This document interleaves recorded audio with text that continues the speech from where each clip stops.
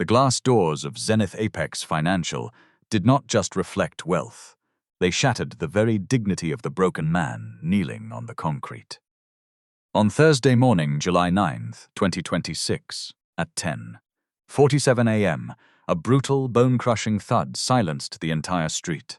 Tunde, wearing a faded, oversized bank guard uniform, gasped for air as a heavy leather boot slammed directly into his open palm, pinning his fingers to the burning pavement. Dare, the arrogant branch manager, deliberately twisted his polished shoe into Tunde's raw knuckles, smirked, and emptied a steaming cup of dark espresso straight over the guard's stained collar. "You are nothing but a common gatekeeper, a nameless uniform with zero future in this city." Dare sneered, his voice cutting like a razor as corporate clients watched the humiliation in cold, indifferent silence. "Clean this mess with your bare hands now, or I will throw you into the gutter without a single naira of your wage." Tunde did not fight back, nor did he beg. He simply held his breath, his eyes locking onto Dare's face with a quiet, terrifying precision.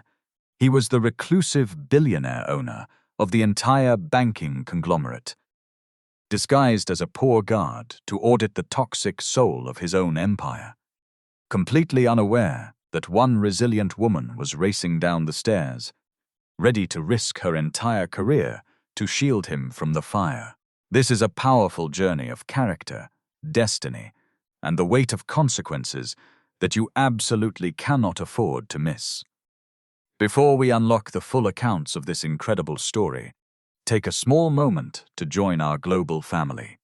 Drop a comment right below showing us your current location and your local time right now, so we can welcome you properly. Do not forget to hit that subscribe button and turn on the notification bell, because this deep, human lesson is just getting started, and the grand reveal will change how you look at the world forever. The dust on the ground outside the luxury plaza did not settle easily. Tunde remained still on his knees, his uniform soaked in the dark liquid. The hot coffee burned his skin through the thin fabric of his shirt. He did not move a single muscle. His left hand lay flat on the grey stone, feeling the intense heat of the afternoon. Dare adjusted his gold wristwatch with a look of disgust. The manager took out a crisp white handkerchief from his breast pocket and wiped a microscopic drop of stray coffee from his sleeve. He looked at Tunde as if he were looking at a piece of broken wood on the road. "Look at you," Dare muttered, tossing the soiled tissue directly onto the guard's back. "You cannot even do a simple job like watching a common gate. If you cannot keep this entrance immaculate, why are you here?" Tunde simply looked down at the concrete. He saw the reflection of the massive digital billboard above the corporate entrance. The screen displayed the rising stock price of Zenith Apex Financial. It was an empire he built with his own sweat. Inside the cool, air-conditioned lobby, several corporate executives laughed quietly as they checked their phones. They did not care about the man outside under the sun. To them, a guard was just an expensive piece of furniture, a uniform that spoke only when spoken to. Tunde took a deep breath, keeping his voice steady and calm. "I will clear the pavement immediately, Oga," he said softly. His tone was humble, but his heart remained entirely detached from the insult. Dare scoffed loudly, turning his back to walk into the sliding glass doors. "Make sure you use your bare hands to scrub that spot." Dare threw the words over his shoulder. "I don't want to see a single shadow of a stain when the national auditors arrive from headquarters." Tunde gathered the scattered papers that had fallen from his small wooden desk near the gate. His knuckles were bruised, turning a deep shade of purple from the weight of the manager's shoe. Yet, his mind was busy calculating numbers. He was analyzing the unusual branch deficit he discovered in the internal ledger just 48 hours ago. From the second-floor window of the data entry department, A pair of eyes watched the entire scene with distress. Amara stood behind the glass, her hands trembling against the windowsill. She was a junior data clerk, earning a meager salary that barely covered her mother's expensive monthly heart prescriptions. She knew the rules of the corporate world very well. If you step out of line, you get crushed instantly. But seeing the elderly-looking guard treated like an animal broke something inside her. She remembered how Tunde always greeted her with a genuine smile every morning at 7 a.m. Even when the rain was pouring heavily, he never asked her for money or favors. He simply opened the door with respect. Amara closed her ledgebook with a loud thud, ignoring the warning glance from her supervisor sitting nearby. She walked straight toward the break room, her mind fully made up. Outside, the sun grew even more unforgiving. Tunde was still kneeling, patiently using an old rag to wipe the dried coffee from the interlocking tiles. His back ached terribly from the strain. A group of wealthy delivery merchants walked past him, carefully pulling their expensive silk garments away so they would not touch his uniform. It was a silent form of erasure, a complete lack of basic human recognition. Tunde accepted it all. He needed to understand exactly how power behaved when it thought no one was watching. He needed to see if his bank was truly serving the community or just bleeding them dry. Suddenly, a soft shadow fell over his hands, blocking out the harsh glare of the midday sun. Tunde looked up, expecting another harsh command from an impatient manager. Instead, he saw Amara standing there, holding a small plastic bottle of chilled water and a tiny tube of local antiseptic cream. She did not care about the surveillance cameras, pointing directly at the gate. She did not care that Dare could walk out at any second and terminate her contract on the spot. Amara sat down right there on the concrete step next to him, completely ignoring the dirt. "Please take this, my brother," she said, her voice shaking slightly with raw emotion. "Drink some water first before you continue." Tunde looked at her face, searching for any sign of hidden motive or pretense. He saw nothing but pure, unadulterated empathy. It was the first time in 3 weeks of his undercover operation that someone looked at his eyes, not just his silver security badge. Tunde looked at the cold plastic water bottle in his bruised hand, his mind carrying an unusual stillness. He had built financial structures across 3 continents, yet this single act of local charity felt heavier than a billion-dollar merger. "Thank you, my sister," Tunde whispered, his voice smooth and controlled like polished wood. "May the Almighty bless your pure heart for this kindness." Amara shook her head quickly, her eyes darting nervously toward the large glass security desk inside the entrance. "Do not mention it, my brother," she replied in a rushed, quiet tone, unscrewing the small cap for him. "Just drink it quickly before Dare looks through his office window again. If he sees me giving you water, he will ensure my name is removed from the corporate payroll before the evening shifts begin." Tunde took a long, steady sip, feeling the cold liquid ease the dryness in his throat. He observed the slight grease stains on Amara's cheap cotton blouse, realizing she was one of the many workers surviving on less than 2,000 naira a day. The silence between them was suddenly broken by the sharp, metallic click of high heels against the polished marble lobby inside. Sad, Dare's fiancée, walked out of the double doors, holding a designer leather purse that cost more than a common data entry clerk's annual salary.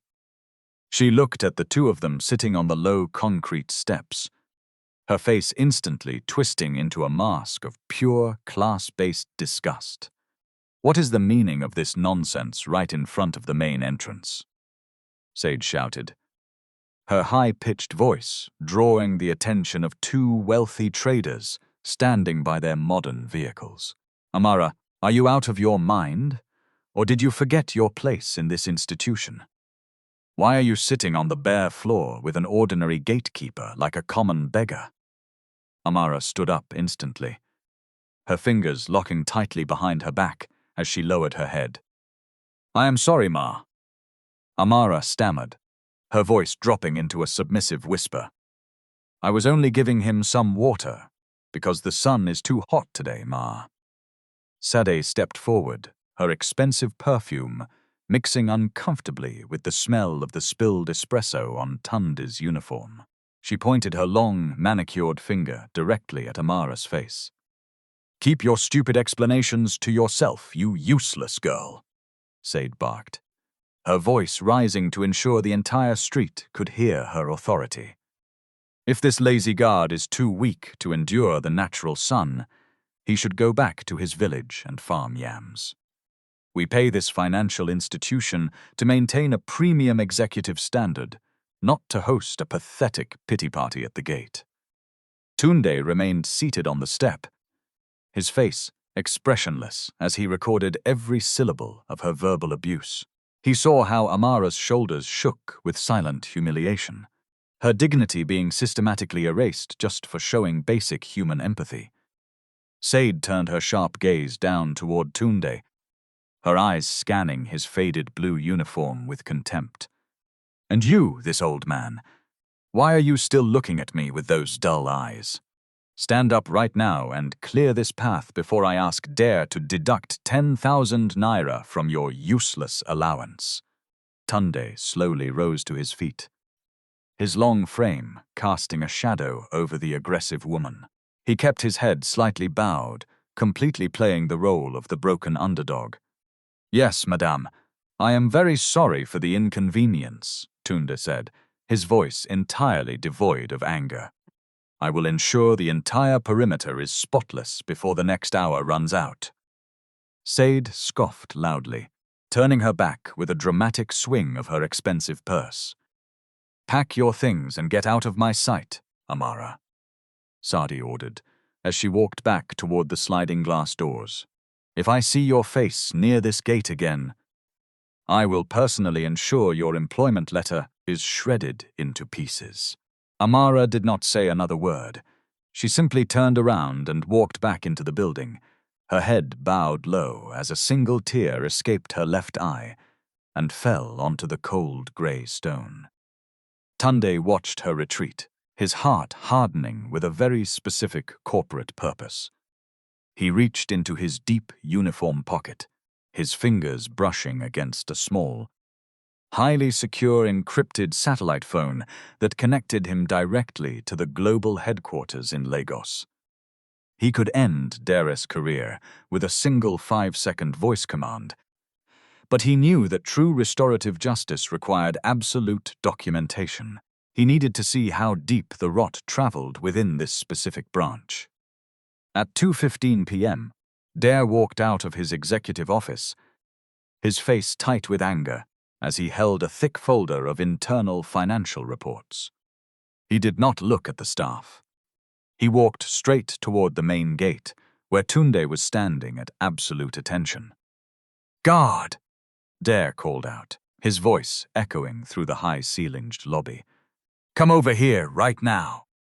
Tunde walked forward with measured, humble steps, stopping exactly 2 paces away from the manager's desk. "Yes, Oga, I am here, sir."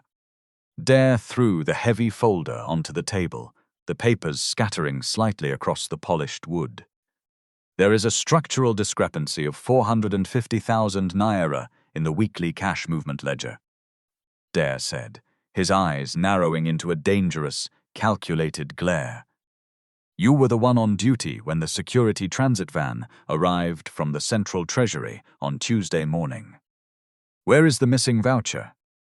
Tunde looked at the folder, knowing very well that Dare had personally diverted those specific funds to pay for Sadie's luxury jewelry invoice earlier that week. "I do not handle the internal ledger vouchers, sir," Tunde replied calmly. "My only duty is to log the vehicle registration number and ensure the gate is secure during the transfer, Oga." Dare slammed his fist onto the desk, his face turning a dark shade of red. "Are you calling me a liar, you common gatekeeper?" Dare roared, stepping closer until his expensive silk tie almost touched Tunde's faded brass buttons. "You are the only person who had direct access to the loading bay area during those 25 minutes. If that voucher does not appear by tomorrow morning, I will not only withhold your entire 45,000 naira salary, but I will also ensure the police lock you inside a cold cell for theft." Tunde looked directly into Dare's eyes, a faint, imperceptible smile touching the corner of his mouth for a fraction of a second. The trap was set, and the manager was walking right into it. Friday morning, July 10, brought no relief from the tension hanging over the Zenith Apex financial branch. Tunde stood by the glass doors at 8:14 a.m., his hands folded neatly behind his back as the staff arrived. His uniform had been washed, but the faint brown stain from Dare's espresso still lingered near the collar, like a mark of systemic oppression. Amara walked through the entrance with a slow, hesitant step, keeping her eyes glued to the floor to avoid any sudden confrontation with the management. As she passed Tunde, she did not speak a single word, but her fingers brushed against the wooden edge of his guard desk, leaving a small, neatly wrapped piece of local fried plantain covered in a paper napkin. Tunde did not move his head, but his eyes softened as he watched her walk toward the data cubicles. In a corporate building, where everyone treated him like an invisible piece of old furniture, this junior clerk continued to validate his human dignity without demanding anything in return. The quiet atmosphere of the morning did not last up to 30 minutes. Dare walked into the main lobby at 8:45 a.m., accompanied by Sade, who was wearing a loud, bright yellow designer dress that seemed completely out of place for a corporate environment. Dare did not even check the daily cash vault opening balance. He walked straight toward Tunde with a malicious grin spreading across his face. "Guard, I hope you have said your final prayers in this compound," Dare said, his voice echoing loudly across the marble floor to ensure all the cashiers could hear. "The internal audit team from national headquarters will begin remote preliminary review by 2 p.m., with the on-site team arriving Saturday morning to investigate the missing 450,000 naira. Since your useless village head cannot provide the voucher, you should start packing your small belongings from that desk." Sade crossed her arms, her long acrylic nails clicking against her expensive leather handbag. "Why are you even wasting your precious breath talking to this old man, Dare?" Sade sneered, looking at Tunde's worn boots with absolute disdain. "Just call the police area command right now, so they can lock him up before he runs away to his village with our corporate reputation." Tunde maintained his professional posture, his eyes remaining calm and steady. "Oga, I have told you before that I know nothing about the missing money," Tunde said, his voice dropping into a smooth, low rhythm that carried zero fear. "I only protect the physical structure of this building, sir." Dare laughed hysterically, stepping so close that Tunde could smell the expensive mint lozenge on the manager's breath. "Your grammar will not save you from the cell, old man," Dare hissed, tapping his gold ring aggressively against Tunde's silver security badge. "In this financial institution, my words are the final word. If I say you took the voucher, then you are a thief until the High Court says otherwise. Know your level and stop trying to argue with your superiors." Tunde simply bowed his head slightly, keeping his thoughts private. He knew that the national audit team coming from headquarters was actually led by his own personal chief compliance officer, who was arriving under his direct corporate orders to expose the branch's systemic fraud. By 11:30 a.m., the heat inside the branch became unbearable. not because the cooling system was broken, but because Dare had deliberately ordered Tunde to stand outside the main gate without any shade. Amara watched through the glass partition as Tunde's face glistened with heavy sweat under the noon sun. She knew that speaking up again would mean instant termination, but her conscience refused to allow her to remain indifferent. She waited until Dare entered the private boardroom for a conference call. Then she quickly grabbed a folder of random datasheets and walked out to the security post. "Oga Tunde, please step inside the shadow of the pillar," Amara whispered, her voice tight with genuine worry as she pretended to show him the papers. "Dare is intentionally trying to break your spirit, so you will run away before the auditors arrive. Please do not let them destroy your name like this." Tunde looked at the young woman, observing the sheer courage it took for a low-wage worker to defend an ordinary gatekeeper in a toxic workplace. "My sister, why are you risking your daily bread for a man who only holds the door for you?" Tunde asked, his voice smooth and steady despite the intense heat. Amara looked directly into his eyes, her expression firm. "Because a uniform does not make you less of a human being, Oga Tunde," she said softly, handing him a clean handkerchief from her pocket. "My father was a night watchman before he passed away, and I know how it feels when people treat you like you don't have a soul. Money comes and goes, but how we treat our fellow man is what follows us to the grave." Tunde took the cloth, his heart deeply moved by her profound integrity. He realized he had finally found the rare quality he had been searching for across his entire banking network. A human being who valued dignity above corporate survival. Before Tunde could respond, the heavy boardroom door swung open with a loud bang. Dare stepped out onto the balcony, his face twisting into a furious rage as he saw Amara standing by the gatepost again. "Amara!" Dare roared, his voice shaking the quiet lobby. "Bring your useless self up to my office right now." Amara's face turned pale, the handkerchief slipping from her fingers as she looked up at the manager. Tunde watched her shoulders drop as she slowly turned around to face her professional execution.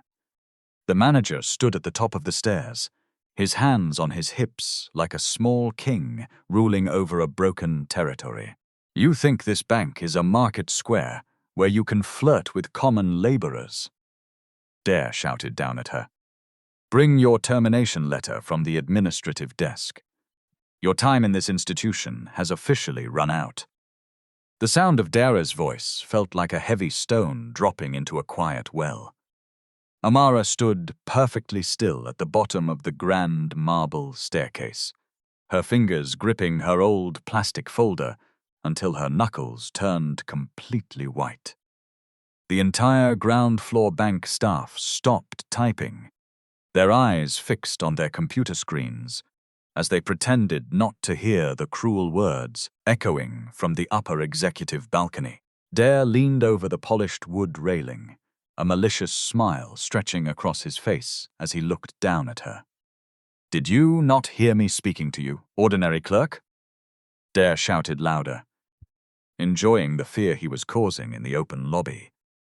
"Pack your small belongings from that desk and leave this compound before I call the security transit team to drag you out like a common trespasser." Amara bit her lower lip, trying with all her strength to hold back the tears that were threatening to spill over her eyelashes. She knew that losing this job meant her mother would not receive her essential heart medication by the 15th of the month. But she refused to kneel down and beg a man who had no mercy in his soul. Tunde watched the young woman from his position by the main heavy glass entrance, his face remaining as calm as a frozen river. He saw the genuine pain in her eyes, but he also saw an incredible, unbroken strength that no amount of corporate bullying could erase. He slowly stepped away from his small wooden security post and walked toward the center of the lobby, his heavy boots making a firm, rhythmic sound against the stone floor. "Ogre Dare, please look at this matter with a calm mind," Tunde said, his voice smooth and carrying a natural weight that made several cashiers look up in surprise. "My sister Amara did not commit any corporate crime. She only brought out a simple administrative sheet for me to check the registration numbers of the morning delivery vehicles." Dare turned his head sharply toward the guard, his eyes narrowing into a furious glare. "Who gave you the right to open your mouth and speak while I am talking, you common gatekeeper?" Dare hissed, walking down the stairs with slow, aggressive steps. "Have you forgotten your place in this institution so quickly that you think you are an executive director?" Sadie stepped out of the manager's office, her bright yellow dress swishing loudly as she joined her fiancé at the bottom of the staircase. She pointed her long, painted fingernail directly at Tunde's chest, her face twisted in arrogance. "Look at this old man trying to play the hero for a useless data girl," Sadie laughed mockingly, her voice cutting through the humid air like a sharp blade. "Dare, why are you even wasting your precious administrative energy talking to these low-class servants? Just call the police area command right now, so they can clear both of them from our site before the high-profile corporate clients arrive for the evening meeting." Amara took a deep breath, stepping horizontally to position herself between the aggressive managers and the elderly guard. "Please, Ma, do not insult Ogre Tunde," Amara said, her voice shaking but remaining entirely firm. "He is only doing his duty to protect this branch, Ma. If you want to terminate my contract, I will accept it, but do not destroy an innocent man's livelihood just to show your power." Dare laughed hysterically, reaching into his pocket to pull out his gold-plated smartphone. "Your contract is already gone, Amara." Dare sneered, his thumb tapping the screen aggressively. "And as for this talkative guard, your 45,000 naira salary for this current month is officially deleted to cover the deficit you caused in the cash movement ledger on Tuesday. You can both go outside and share your stories with the birds on the road." Tunde stood his ground, his eyes locking onto Dare's face with a quiet, terrifying precision that made the manager's thumb freeze on his phone screen for a fraction of a second. There was no fear in the old guard's eyes. Instead, there was a deep, calculated understanding of a man who had already measured his enemy's exact grave. "Thank you for your leadership, sir," Tunde said softly, his voice dropping into a rhythmic cadence that felt completely out of place for a servant. "May the ledger always balance in your favor." The heat outside the building seemed to increase as Amara walked through the revolving doors, carrying a single small cardboard box containing her personal desk calendar and a few old pens. Tunde followed her out, his heavy guard jacket slung over his arm as he officially abandoned his post. They sat down together on the low, concrete edge of the drainage channel, far away from the surveillance cameras of the main plaza. Amara finally let her tears fall, her shoulders shaking silently as she looked at her worn leather shoes. "I am so sorry, Ogre Tunde," she whispered, her voice cracking with raw emotion. "Because of my stubborn hand, you have lost your monthly bread. How will you feed your family in the village now that Dare has deleted your records from the system?" Tunde reached into his deep uniform trousers and pulled out a small, battered metal lockbox that was securely wrapped with layers of old electrical tape. "My sister, do not cry for me. Because the Almighty never sleeps when an innocent heart is suffering," Tunde said, his tone carrying a smooth, ancient comfort that instantly calmed her breathing. "I want to ask a very important favor from you, and your answer will determine the weight of many things tomorrow." Amara wiped her eyes with the back of her sleeve and looked at the strange box. "What is it?" Tunde. Tunde placed the weathered metal container directly into her hands. This small box contains the private records connected to my late father's estate, Tunde explained, keeping his eyes fixed on her face to observe her reaction. My rented single room in the lower quarters has a broken lock, and I am afraid Dare might send his local thugs to search my belongings tonight to look for that missing audit voucher. Please keep this box in your house until tomorrow morning at 9 a.m. Do not open it for any reason, and do not let anyone see it. Amara looked at the heavy box, feeling the weight of his trust. She did not ask about the contents. She simply nodded her head with a firm expression of human loyalty. I will guard it with my life. Tunde, she said simply. No one will touch it. That Friday night inside the lower quarters of Lagos was heavy with the smell of damp earth and kerosene lamps. Amara sat on a low wooden stool inside her small, single room, her eyes fixed on the battered metal lockbox, resting securely on her faded mattress. Her mother, resting under a thin cloth nearby, breathed with a slow, rhythmic wheeze that reminded Amara of the 24,000 naira medication she could no longer afford by next week. Amara rubbed her tired face, her mind replaying the arrogance of Dare and Sade from the afternoon. She could hear the local boys arguing about a football match outside on the street, their loud voices filtering through the cracked wooden window frames.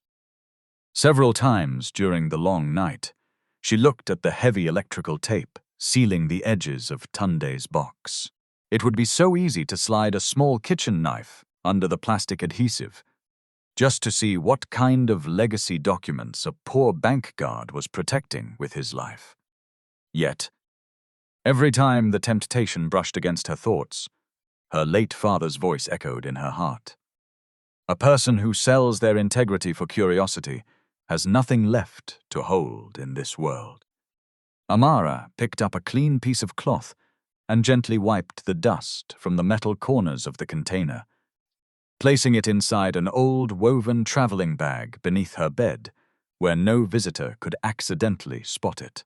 She did not know that less than 3 kilometers away, inside a high-security penthouse suite overlooking the Atlantic Ocean, Tunde was standing before a massive digital monitor displaying the complete forensic financial audit of the Zenith Apex financial branch.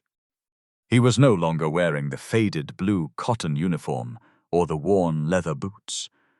He was dressed in a pristine, custom-tailored white linen shirt, his fingers scrolling through a complex web of unauthorized wire transfers initiated under Dare's personal employee credential. Standing exactly 2 paces behind him was Mr. Okafor, the global chief compliance officer of the entire banking conglomerate. The compliance chief held a thick leather folder containing the certified copies of the central treasury vouchers that Dare claimed were missing. Mr. Tunde, the branch manager has successfully diverted a total of 4,720,000 naira over the last 90 days to an offshore jewelry supplier, Mr. Okafor said, his voice dropping into a formal, disciplined rhythm. He has systematically altered the physical daily logs and used the guards' shift hours to mask the cash discrepancies. He expects the regional team to authorize the guards' immediate arrest tomorrow morning to finalize the insurance claim. Tunde looked at the digital screen, his face entirely smooth and carrying the cold, unyielding precision of an automated ledger. Let him proceed with his presentation tomorrow morning at 9 a.m. When the on-site team arrives, Tunde replied softly, his voice carrying an ancient, deep authority that made the compliance chief straighten his posture. I want the regional audit team to arrive exactly 25 minutes early. Ensure every local enforcement unit is positioned outside the perimeter, but no one must enter the main lobby until I give the official signal from the central desk. Mr. Okafor bowed his head respectfully, his fingers taking quick notes on a small tablet. "And what about the junior data entry clerk?" "Amara, sir," the chief asked quietly. "Our internal records show her supervisor has already processed her termination code in the national database under Dare's direct instruction." Tunde turned around slowly, walking toward the large glass window that faced the dark, sprawling city. "Amara is no longer a junior clerk in this institution," Tunde said, his tone carrying a distinct human warmth that completely broke his corporate mask. "She is the only individual inside that toxic branch who remembered that a human soul has more value than a balance sheet. Tomorrow morning, we will see if her hands are as honest as her heart. Ensure her name is transferred to the Executive Trust Foundation ledger with an immediate effective status." Saturday morning, July 11, arrived with a thick, grey fog that rolled across the commercial avenues of Lagos.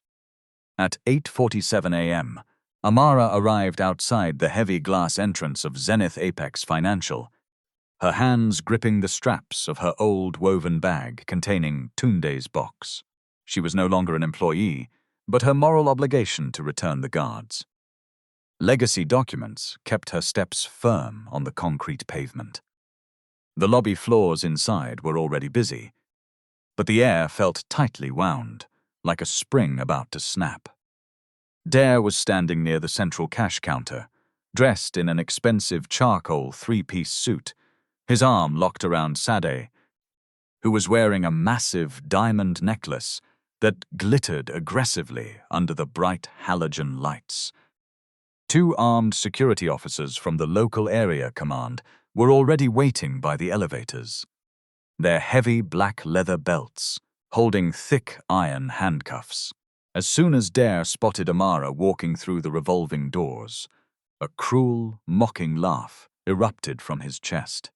"Look at this useless girl returning to the scene of the crime like a fly drawn to a garbage heap," Dare shouted loudly, ensuring every remaining cashier could hear his authority. "Officers, lock the double doors behind her immediately. This is the secondary accomplice who helped the old guard hide the missing ledger vouchers on Tuesday afternoon." Said stepped forward, her expensive perfume instantly filling the gap between them as she looked down at Amara's old woven bag with pure, class-based malice. "Open that dirty bag right now, you pathetic thief," Said barked, her painted fingernail tapping aggressively against the glass counter.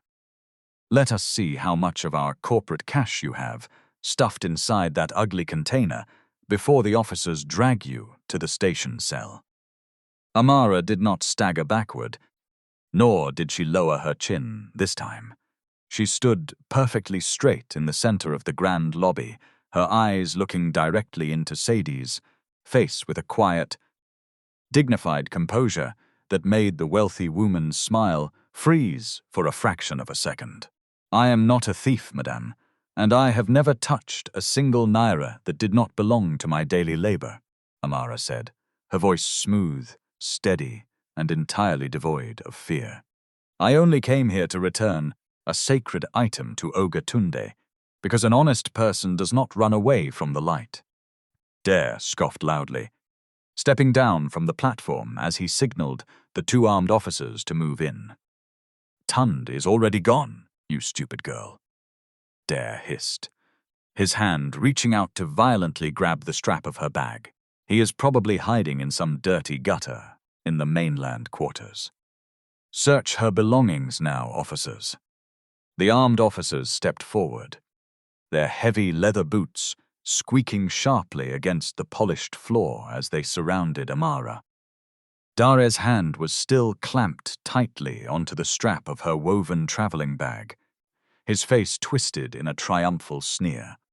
Sadie leaned back against the high glass counter, her fingers casually playing with the massive diamond necklace around her neck as if she were watching a cheap street performance. "Let us see what this pathetic thief is carrying," Sadie said, her voice dripping with extreme class-based mockery. Probably some old documents she stole from the filing cabinet to sell to our local competitors. Amara did not pull back. She kept her grip entirely firm on the handles, her eyes locked onto Dara's face without a single flicker of submissive fear. "I told you before, Ogre Dare, that this bag does not contain any corporate property," Amara said, her voice clear, calm, and perfectly measured. "You can tear the cloth, but you cannot force me to carry a lie." Before Dare could violently yank the woven bag away from her fingers, a deep, commanding voice echoed from the main entrance lobby. "Let go of her hand immediately, Dare." The voice was smooth, carrying a natural, ancient authority that instantly froze the movement of the two armed officers. Dare spun around sharply, his face tight with sudden irritation as he looked toward the revolving glass doors. Tunde walked into the lobby floor, but he was no longer wearing the faded blue cotton uniform or the worn security boots. He was dressed in a flawless, charcoal gray bespoke suit that moved elegantly with his long stride, his silk tie pinned with a discreet platinum crest that represented the absolute apex of banking authority.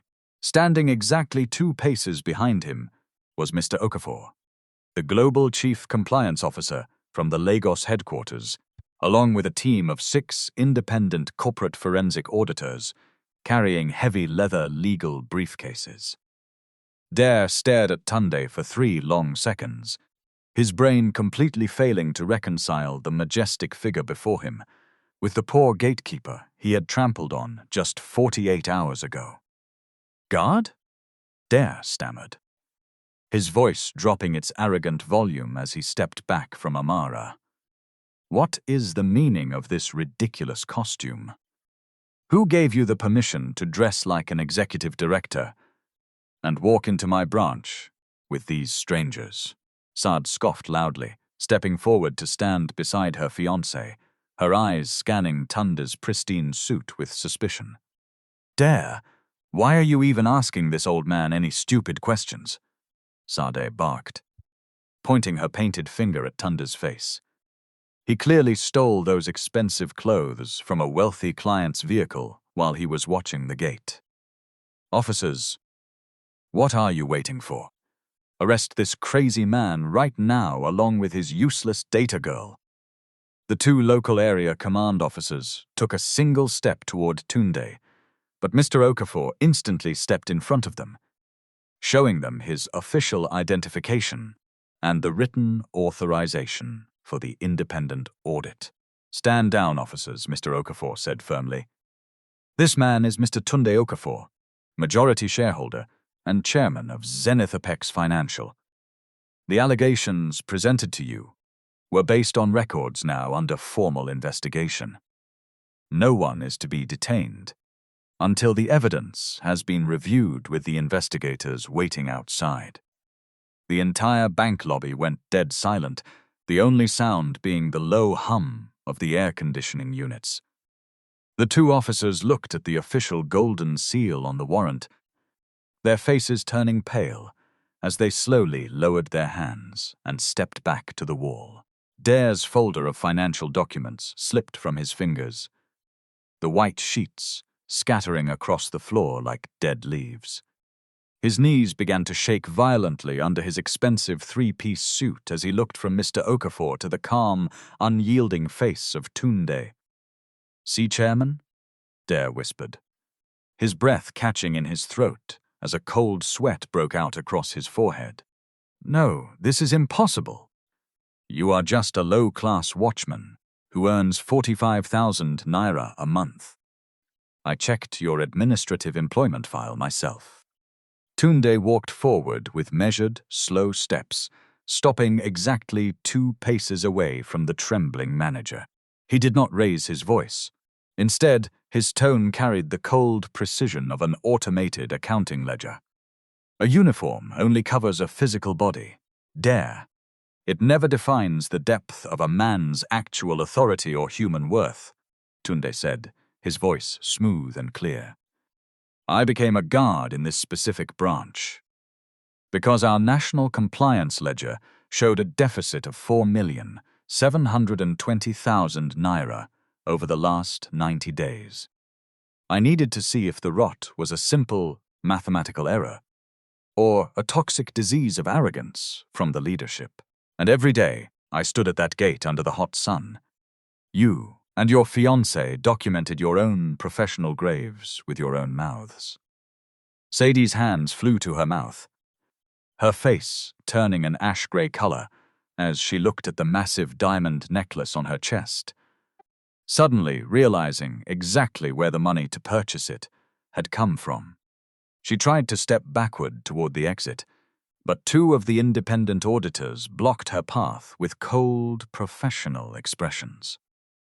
Tunde turned his gaze toward Amara, who was standing completely still, her heart pounding against her ribs as she witnessed the massive transformation of the man she had shared food and water with on the concrete steps. "Amara, my sister," Tunde said, his voice dropping its cold corporate edge and replacing it with a profound human warmth. "Do you still have the weathered metal lockbox I gave you last night inside your woven traveling bag?" Amara nodded her head slowly, her hands trembling slightly as she unzipped the top of her bag and carefully lifted the heavy metal box, placing it directly onto the glass counter between them. "Yes, Ogatunde," she whispered, her voice shaking with raw emotion. "I guarded it exactly as I promised, sir. No one has touched a single layer of the tape." Tunde smiled gently, his eyes filled with quiet approval. "Let us see what is inside this legacy box," he said softly. Tunde reached out his hand and slowly peeled away the layers of old electrical tape from the weathered metal container. The entire lobby of Zenith Apex Financial remained frozen, every eye locked onto his fingers as the metal lid clicked open. Dare held his breath, his hands shaking so violently that he had to lean his weight against the marble counter to avoid collapsing onto the floor. Tunde did not pull out stacks of local currency or old family letters from the box. Instead, he lifted a pristine, encrypted digital ledger tablet and a certified corporate deed bearing the golden crest of the National Executive Board. "This weathered box does not contain family papers, Amara," Tunde said, his voice smooth, steady, and carrying a human warmth as he looked at her. "It contains the unencrypted, read-only audit mirror, containing the branch records already preserved by the compliance team. I gave it to you because a person who can protect a poor man's property without curiosity is the only person who can be trusted to govern the wealth of our community." Tunde turned the digital screen toward Mr. Okafor, the Global Chief Compliance Officer, who instantly stepped forward with his forensic audit team.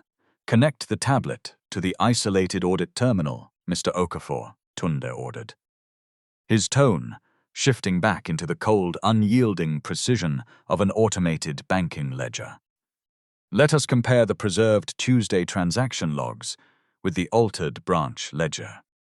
The Chief Compliance Officer moved quickly, his fingers tapping across the central terminal keys as the massive digital billboard above the counter flashed with rows of modern financial charts. After the audit files loaded, Mr. Okafor displayed the transaction trail in sequence. The original treasury voucher, the altered branch entry, the login timestamp tied to Dare's employee credential, and the receiving account belonging to the jewelry supplier. The total diversion was 4,720,000 naira. A second report showed that the branch records had been edited from Dare's authenticated workstation after the transfer. Dare saw his full name flashing in bright red lights across the corporate lobby, and his face turned an ash-gray color. He staggered backward, his expensive charcoal three-piece suit suddenly feeling like a heavy iron cage. "No, this is a calculated setup," Dare screamed, his voice cracking with panic as he pointed his trembling finger at Tunde. This old watchman must have hacked into our corporate database while he was sitting at the security post. He is trying to frame me because I deducted his allowance yesterday. Sade stood frozen beside him, her long painted fingernails clawing at the massive diamond necklace on her chest, as if the expensive stones were cutting off her breath. Dare. Please tell these people that it is a technical error. Sade whimpered, her voice dropping into a desperate, high-pitched whisper. We have our wedding next month. They cannot do this to our family name. Mr. Okafor scoffed loudly, pulling out a secondary folder of certified bank statements from his leather briefcase. The only setup here, Mr. Balagun, is the one you created with your own greedy hands, the chief compliance officer said, his voice cutting through the humid air like a sharp razor. We have already traced the destination ledger of those specific funds. The 4,720,000 naira was transferred directly to the luxury merchant, who imported that exact diamond necklace your fiancé is wearing right now. The Central Treasury voucher was never missing. You simply deleted the physical tracking entry to cover your personal lifestyle invoices. The two armed area command officers stepped forward without waiting for another word, their heavy leather belts creaking as they pulled out the cold iron handcuffs. Dare looked at the dark metal loops, his pride completely breaking as he fell to his knees on the cold marble floor. He reached out, trying to grab the edge of Tunde's pristine trousers, his tears spilling onto the polished stone. Chairman, please have mercy on my soul. Dare begged hysterically, his voice echoing loudly across the silent lobby floor. I did not know it was you who was watching the gate, sir. I was only trying to maintain the premium executive standard of the branch, Oga. If you let me keep my professional record, I will repay every naira before the next quarter runs out, Ma. Sad did not even try to help him. She quickly unclasped the diamond necklace from her neck and threw it onto the floor, stepping backward toward the revolving glass doors as if she could erase her presence from the room. Tunde looked down at the kneeling manager, his expression entirely devoid of personal anger or empty revenge. He kept his hands neatly folded behind his back, his voice smooth and controlled. True mercy does not mean hiding a corporate crime, Dare. It means letting a man face the exact accountability of his actions, so he can learn the baseline value of human labor, Tunde said slowly, his measured cadence giving a powerful weight to his words. You trampled on my hand because you thought a poor guard had no voice in this city. You deleted Amara's contract because she remembered my human dignity under the hot sun. Now, the system you used to oppress others will balance its own accounts with you. Tunde nodded his head toward the officers, who escorted Dare from the lobby for questioning while the forensic team secured his office and devices.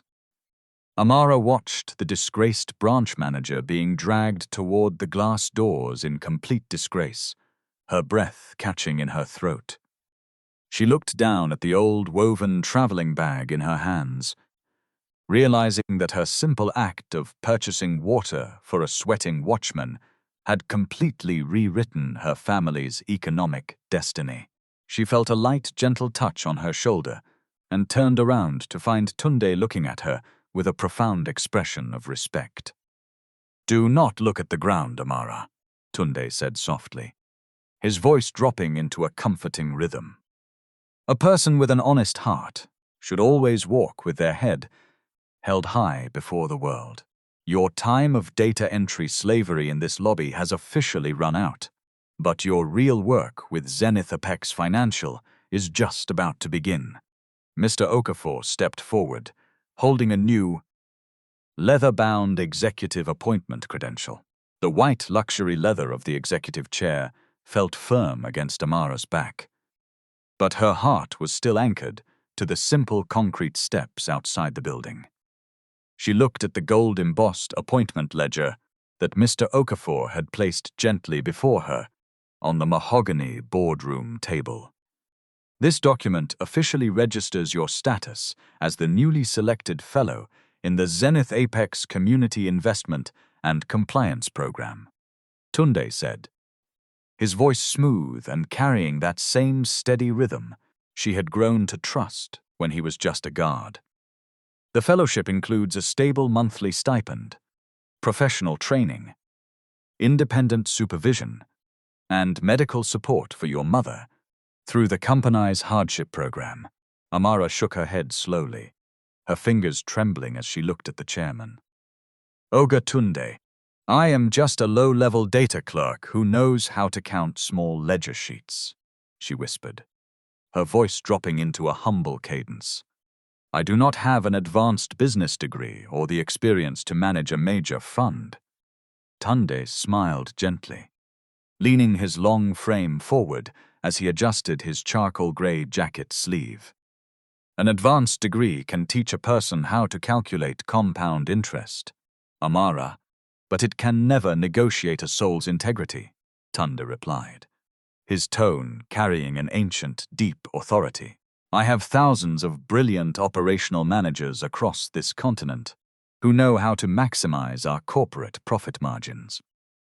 Yet, when I sat on that hot pavement with spilled coffee on my uniform, every one of those educated professionals looked through me as if I were a common piece of broken wood.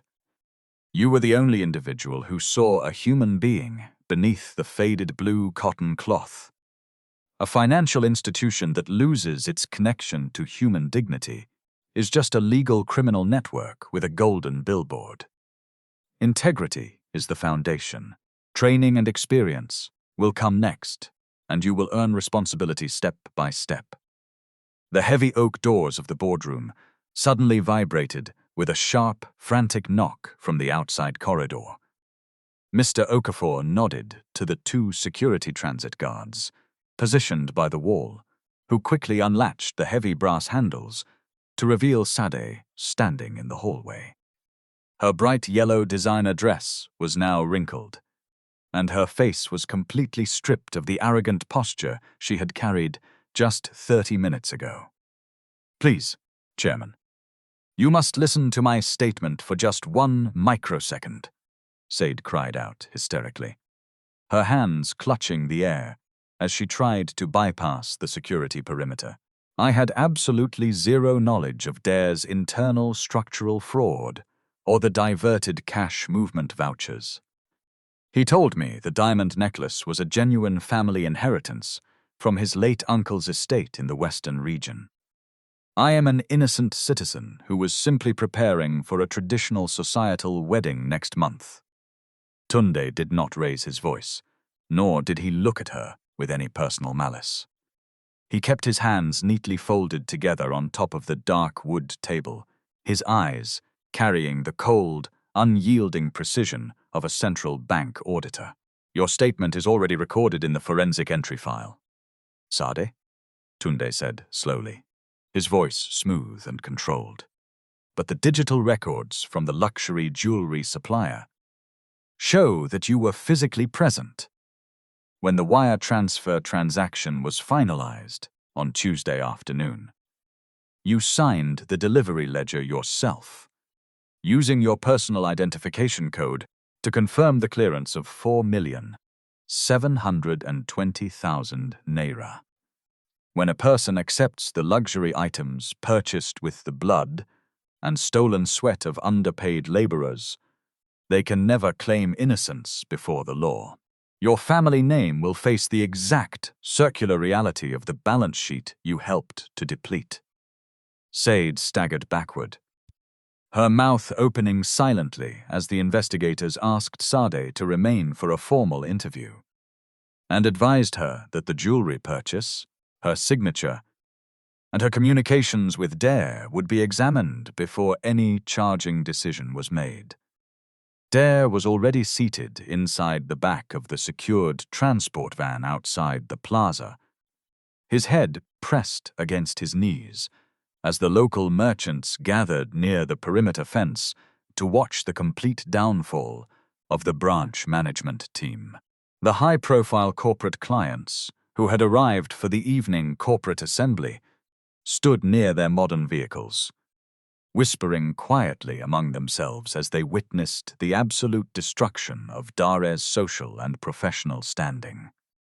Inside the quiet boardroom, Tunde turned back toward Amara, who was staring out of the large glass window at the sprawling, humid city below. The storm had finally cleared, leaving a bright, clean light over the commercial avenues of Lagos. Mr. Okafor, please ensure that the administrative termination code attached to Amara's name in the National Employee Database is completely deleted before the next hour runs out, Tunde ordered, his measured cadence giving a powerful weight to his words. We will finalize her fellowship, onboarding and training plan by 9 a.m. tomorrow morning. Amara stood up slowly, her hands holding the weathered metal lockbox that she had guarded with her life throughout the long night. Thank you, Chairman, she said softly, her voice carrying a deep expression of human loyalty. I will ensure that every Naira under my supervision is treated with the exact respect it deserves. Tunde nodded his head with quiet approval, his eyes tracking her steady, dignified steps as she walked toward the boardroom exit. He knew that the corruption inside this specific branch had been completely cleared, but his work as a disguised investigator was far from finished. He reached into his deep pocket, his fingers brushing against the cold silver security badge that he would soon wear again in another distant branch of his vast financial empire. The accounts of Zenith Apex Financial had been balanced, not through the cold force of revenge, but through the patient, unyielding execution of restorative justice. A uniform would always remain just a piece of cloth, but the character of the human being who wore it would always determine the ultimate destiny of the institution. 3 months later, the criminal case had moved through investigation and court proceedings. The forensic audit, supplier records, authenticated workstation logs, witness statements, and recovered communications formed a consistent chain of evidence. Dare was convicted of fraud and related financial offenses. The court ordered restitution from recoverable assets and imposed a custodial sentence under the applicable law. Sadie's case was handled separately. Investigators examined whether she knowingly participated in the fraud, rather than treating the receipt of an expensive gift as automatic proof of guilt. During those same months, Zenith Apex Financial changed more than one branch manager.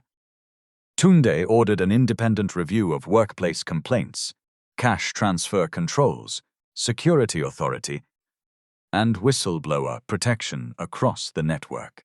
No branch manager would again be able to alter critical records without dual authorization and an immutable audit trail. Staff dismissals involving alleged misconduct now required documented review rather than one manager's anger. Amara began her fellowship under experienced compliance and community investment staff. She attended training, learned how grants were evaluated, studied internal controls, and continued supporting her mother. Her first responsibility was modest but meaningful, reviewing hardship applications from low-paid workers and checking that decisions followed written criteria. She was not handed an empire because she had shown kindness. She was given a fair path into a career because her conduct had revealed character, and the company finally gave her the training needed to turn that character into professional competence. Several weeks into the program, Amara returned to the branch lobby with a supervisor to review the new worker protection procedures. The security guards who had followed Dare's abusive orders had also been investigated. One received disciplinary action and mandatory retraining after cooperating fully. Another, whose record showed repeated misconduct, was dismissed. Amara did not ask for revenge, but she rejected the idea that following orders erased personal responsibility.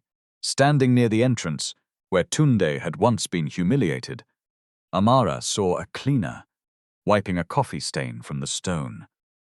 She greeted him by name and moved her documents aside so he could work without obstruction. The gesture was small. That was precisely the point. Dignity did not require a ceremony. Months later, Tund visited the branch without disguise. He found Amara in a training room, reviewing a community lending proposal with her supervisor. Her mother's treatment had stabilized, and Amara was building a professional record of her own. "You were right about one thing," Tund told her. "A uniform does not decide a person's worth." Amara smiled. "And kindness alone does not make someone qualified for every job." Tund laughed quietly. "No, but it can reveal who deserves a fair chance to learn." Outside, the branch continued its ordinary work. Customers entered, guards opened doors, cleaners moved through the lobby, clerks balanced accounts, and managers answered to controls stronger than personal authority. The institution had not become perfect in a weekend. It had simply begun the harder work of becoming accountable. The evening sun had fully retreated behind the modern high-rises of the commercial avenue, leaving the front lobby of Zenith Apex Financial illuminated by a warm, golden glow. Dare knelt on the interlocking stone tiles, his hands gripping the rough wooden handle of the maintenance mop as he pushed it slowly across the concrete lobby floor. Every single stroke of the wet fabric required a deep, physical effort that left his shoulders aching beneath his rough orange canvas shirt. He stopped for a brief moment, his eyes looking down at a stubborn dark spot where his steaming cup of espresso had scorched the pavement just 48 hours ago. He did not look up when two wealthy corporate directors walked through the revolving doors, their expensive leather shoes stepping within centimeters of his bucket without a single glance of recognition. To them, he was completely invisible. He was just a common uniform, carrying out basic structural service for a flat monthly allowance of 45,000 naira. Dare took a slow, deep breath, finally understanding the heavy weight of the tsetemic erasure he had inflicted on others from his high managerial desk. Inside the central administrative office, the large digital monitor displayed the completed restructuring files of the Community Trust Fund. Amara stood by the window, her fingers tracing the official gold-embossed seal on her new fellowship file, with a sense of profound, quiet calm. Her mother's heart prescriptions had been delivered to her single room in the lower quarters, and her family's economic ledger was finally balanced without the toxic threat of predatory debt. She turned around as Tunde walked into the room, no longer holding the corporate posture of a reclusive chairman, but carrying the simple, genuine warmth of a brother. "Thank you, Oga Tunde, for remembering that our people are more than just numerical entries in a bank database," Amara said softly, her voice smooth and steady. Tund nodded his head with quiet approval, his eyes looking out at the sprawling, vibrant city below. "An institution only deserves to hold wealth when it knows how to protect the dignity of the human beings who build it." "Amara," Tunde replied gently, "our undercover audit here is officially finalized, but the real balancing of accounts across this nation is just beginning." The corporate vehicle arrived outside the plaza at 7:30 p.m., its dark glass windows reflecting the neon lights of the modern street. Tunde walked through the heavy double doors one last time, his long frame moving with a slow, disciplined rhythm that carried zero arrogance. He paused near the security gate post, his fingers brushing against the cold silver badge he had carried as a disguised gatekeeper. He did not say a single word of empty triumph to Dare, who was still scrubbing the tiles near the pillar, but his eyes carried a deep, ancient understanding that human destiny always echoes back to its own source.